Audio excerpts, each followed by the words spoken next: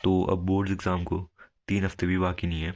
और अभी अगर आप क्वेश्चन प्रैक्टिस कर रहे हो और उसमें अभी आपको प्रॉब्लम आ रही है, आपको समझ नहीं आ रहा कि क्वेश्चन को स्टार्ट कहाँ से करना है, या फिर क्वेश्चन में अप्रोच नहीं बन रही, या फिर सॉल्यूशन नहीं हो रहा, या फिर सिली मिस्टेक कर दे रहे हो, तो आज की वीडियो में मैं जो स्टेप बताने वाला हूँ, अगर आपने वो स्टेप फॉलो कर दिया तो एक बात तो कंफर्म है, अगर आपने ये वीडियो पूरी देख ली और जो स्टेप है वो सारे फॉलो कर लिए, तो फिर आपके क्वेश्चन बनना स्टार्ट हो जाएंगे।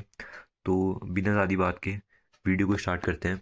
तो सबसे पहली बात करते हैं, अगर आप कभी भी क्वेश्चन प्रैक्टिस कर रहे हो ना, तो ये अगर पॉइंट है, उससे पहले जो सबसे इम्पोर्टेंट पॉइंट है वो है, कभी भी मतलब आप क्वेश्चन प्रैक्टिस कर रहे हो और आपके क्वेश्चन बने नहीं, तो आपको ऐसा नहीं करना कि आपने क्विट कर दिया।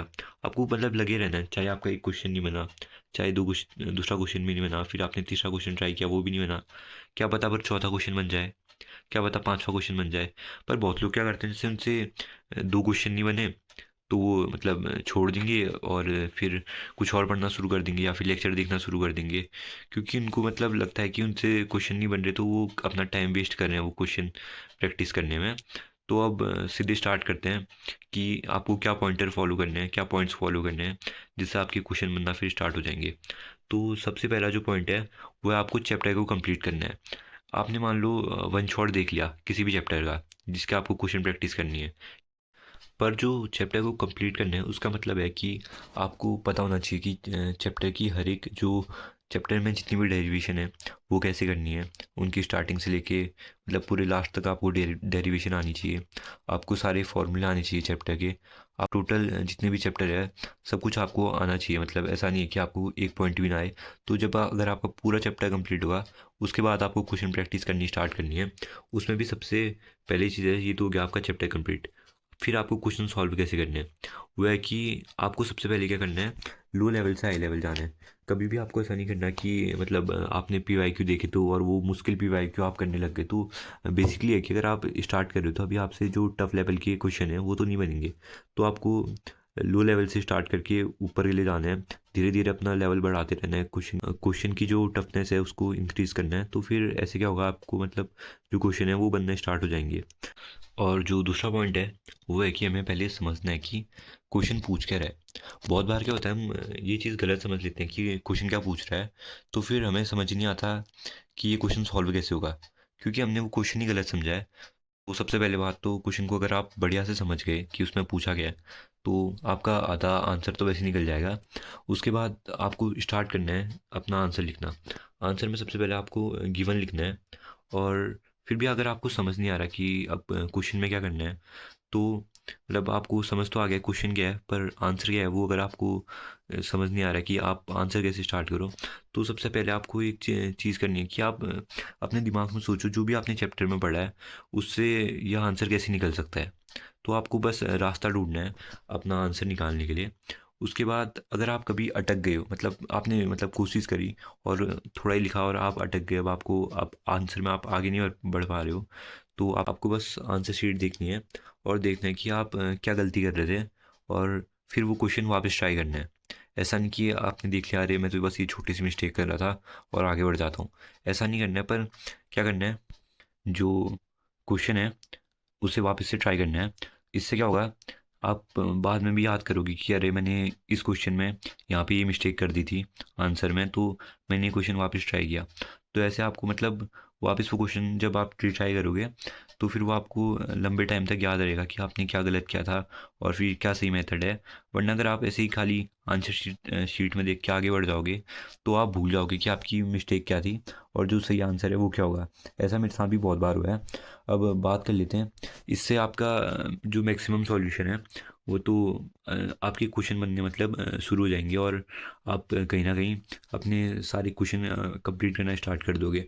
पर अब बात आती है, अगर आप आंसर जो है वो गलत कर रहे हो, तो अब आपको पता लगाना है कि आप क्या गलत कर रहे हो उस आंसर में। तो सबसे पहला पॉइंट है कि आप क्या करते हो, कभी कभी सिली मिस्टेक कर देते हो।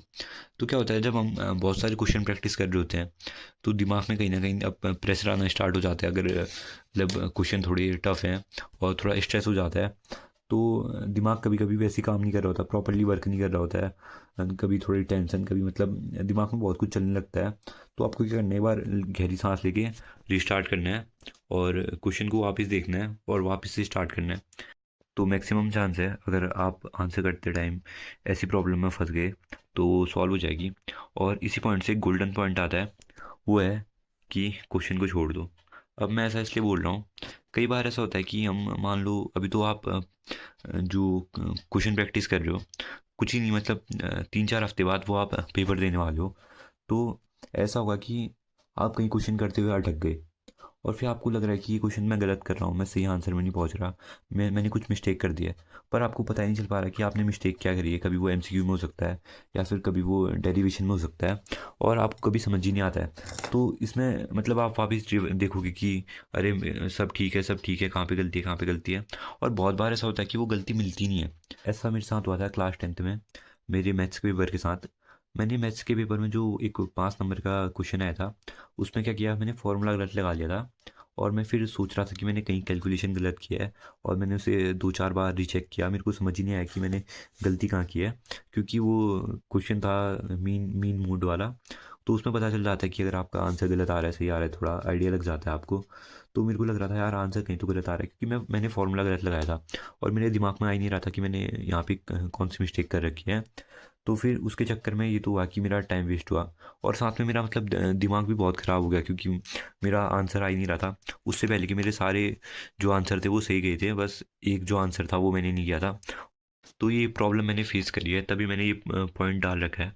तो इसमें है क्या कि अगर आप कोई भी मिस्टेक करते हो, मतलब और आपको समझ नहीं आ रहा कि वो मिस्टेक का है, तो उस क्वेश्चन को छोड़ दो। और जब आप वो क्वेश्चन थोड़ी देर बाद ट्राई करोगे, तो बहुत सारे चांस, मतलब मैक्सिमम चांस ये हैं कि आपको पता चल जाए कि आप मिस्टेक क्या कर रहे थे। पर अगर आप करते करते वहीं पे फंस गए और सोचते हो कि क्या गलत है और मिल नहीं रहा है, क्या गलत है और मिल नहीं रहा है, और आपने 4-5 बार रीचेक कर दिया है, तो आपका टाइम वेस्ट होगा और दिमाग भी ख़राब होगा, इसका कोई फ़ायदा नहीं है।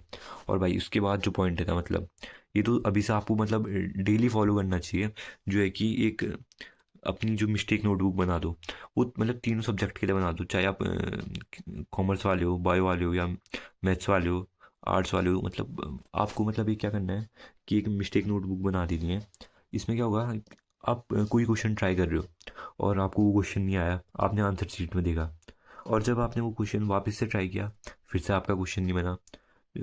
फिर आपने मतलब आंसर शीट में देखा, फिर आपको पता चला आपकी क्या गलती थी। फिर वापस अगर आपने वो क्वेश्चन तीसरी बार जब ट्राई किया, फिर भी अगर आपका वो क्वेश्चन नहीं बनता है, तो वो मिस्टेक कॉपी में लिख लो। अपनी जो मिस्टेक नोटबुक बना रखी है आपने, उसमें लिख दो। कभी कभी ऐसा होता है कि आप कोई क्वेश्चन कर रहे हो और वो पहली बार में ना हो, तो ऐसा तो कई बार होता है कि हम कोई सिली मिस्टेक कर रहे हैं, या फिर गलती से हो गया वो मतलब कुछ छोटी सी मिस्टेक कर दी हमने, या फिर हमारी एक बार में अप्रोच नहीं बनी, दूसरी बार में बन गई। तो उस क्वेश्चन को आपको मिस्टेक नोटबुक में नहीं लिखना है, आपको बस वही क्वेश्चन लिखना है जो आपसे 2-3 बार नहीं बना और जिसके आने के चांस मैक्सिमम है आपके बोर्ड एग्ज़ाम में। और जो मतलब ये हम जितने भी पॉइंट थे वो सब हो चुके हैं, इससे आपके जो क्वेश्चन है वो बनने स्टार्ट के हो जाएंगे। आप मैक्सिमम क्वेश्चन बनाने लग जाओगे। और अगर आपने ये पॉइंट फॉलो कर लिया है, तो फिर मुझे नहीं लगता आपको कोई दिक्कत आएगी क्वेश्चन बनाने में, आंसर बनाने में। और जो लास्ट पॉइंट है ना भाई, वो तो सबसे ज़्यादा इंपॉर्टेंट हो जाता है, वो है रिवीजन करना, रिवाइज करना। भाई मुझे अच्छे से याद है, जब मैंने अपनी मैथ्स के कई चैप्टर पढ़ लिए थे, मैंने 3D पढ़ लिया था, वेक्टर पढ़ लिया था, क्वेश्चन प्रैक्टिस कर ली थी इन चैप्टर की, साथ में फिजिक्स के बहुत सारे चैप्टर कंप्लीट कर लिए थे। पर बहुत लंबे टाइम तक मैंने वो क्वेश्चन देखे भी नहीं और ना वो चैप्टर देखे कि उन चैप्टर में था क्या। और धीरे धीरे कहीं ना कहीं मैं वो सारे चैप्टर भूलते चले गया। और जब मैं अब वो क्वेश्चन करता हूँ, मुझे लगता है कि मैं वो क्वेश्चन पहली बार कर रहा हूँ, क्योंकि मैंने उन्हें कभी रिवाइज ही नहीं किया। अगर आप अभी के जो आप क्वेश्चन कर रहे हो वो आप कभी बाद में रिवाइज नहीं करोगे, तो इससे ऐसा होगा कि आप जब वो क्वेश्चन रिट्राई करोगे अपने एग्ज़ाम से 2-4 दिन पहले, जब आप देखोगे वो क्वेश्चन क्या थे, क्या पता आपको लगे कि अरे ये क्वेश्चन तो मैंने आज तक नहीं किया। तो ऐसे में आपको क्या करना है, आपको 2 कॉपी बनानी है जिसमें आप क्वेश्चन सॉल्व करो। जिस एक कॉपी वो होगी जो रफ नोटबुक होगी, और एक कॉपी वो होगी जिसमें मतलब आपने क्वेश्चन देखा, आपको लगा है कि अरे ये क्वेश्चन थोड़ा अलग है, मतलब इसमें कुछ अलग कॉन्सेप्ट यूज़ होगा, या फिर ये क्वेश्चन थोड़ा टफ है और क्वेश्चन से। तो आपको बस वो क्वेश्चन अच्छी से अच्छी हैंड राइटिंग में अपनी एक जो आपने कॉपी बना रखी है दूसरी क्वेश्चन सॉल्व करने के लिए, उसमें लिखना है। तो इससे होगा ये कि जब आपका एग्ज़ाम का टाइम बहुत नज़दीक आ जाएगा, आपका मान लो एग्ज़ाम 2-3 दिन बाद है, तो आप फिर वो जो आपने अपनी कॉपी बनाई है जिसमें अच्छी हैंड राइटिंग से अपने जो आंसर हैं वो लिखे हैं, तो आपको पता चलेगा अरे ये क्वेश्चन है, ये इंपॉर्टेंट क्वेश्चन टाइप का था और इसको ऐसे ऐसे सॉल्व करते हैं। तो ये मतलब बहुत ज़्यादा बेनिफिशियल रहेगा आपके लिए लास्ट टाइम के लिए। और अब टाइम बहुत कम बचा है और वीडियो तो बस यहीं पे ख़त्म होती है। ऐसे आपके सारे जो क्वेश्चन हैं वो बनने मतलब कंफर्म है कि वो क्वेश्चन आप बना लोगे। पर वीडियो यहीं पे ख़त्म होती है। पर जो भी वीडियो की इस पॉइंट तक पहुंच चुका है, मुझे उससे ये बात करनी थी कि अब से जो मैं जो चैनल में वीडियो नहीं डालने वाला हूँ, क्योंकि अब टाइम बहुत कम बचा है, 3 हफ्ते भी नहीं है जैसे मैंने बताया। तो अब मुझे भी बहुत ज़्यादा पढ़ना है। आज मैंने प्री बोर्ड का पेपर दिया था क्योंकि मेरे प्री बोर्ड चल रहे थे। बस मैंने फिज़िक्स का पेपर दिया था। इससे पहले मेरी पी और इंग्लिश का पेपर हो चुका था, वो नहीं दिए मैंने। तो आज फिज़िक्स का पेपर दिया। और भाई मतलब उतना अच्छा नहीं है क्योंकि मैंने मतलब बहुत ज़्यादा सिली मिस्टेक करी है, अभी मैंने घर आके देखा तो। और साथ में कहीं ना कहीं मैंने रिवाइज़ कम किया था। अभी के टाइम पे कुछ कुछ जो चैप्टर थे मैं बिना रिवाइज़ करे ही स्कूल चले गया था। तो वहाँ से कुछ ना कुछ थोड़ा गलत हुआ। तो मतलब मेरे कम नंबर आने वाले हैं मुझे लग रहा है प्री बोर्ड में। और अगर ऐसा ही रहा बोर्ड तक तो मतलब बहुत दिक्कत हो जाएगी बोर्ड्स में। तो मैं सोच रहा हूँ कि अब से मैं वीडियो नहीं बनाऊँगा। और अब एक भी वीडियो नहीं बनाऊँगा, क्या पता जब पेपर में मतलब जैसे फिज़िक्स का पेपर है उसकी रिएक्शन वीडियो बना दूँ कि पेपर कैसा गया। तो बस यही करूँगा और तो कुछ नहीं। तो अगर आपको वीडियो पसंद आई तो वीडियो को लाइक कर देना और एक अच्छा सा कमेंट कर देना। बस बात यहीं पे ख़त्म होती है। और मिलते हैं अब या तो तब या फिर मैं बोर्ड्स के बाद ही ये चैनल इसको कंटिन्यू करूँगा। ठीक है, बाय बाय।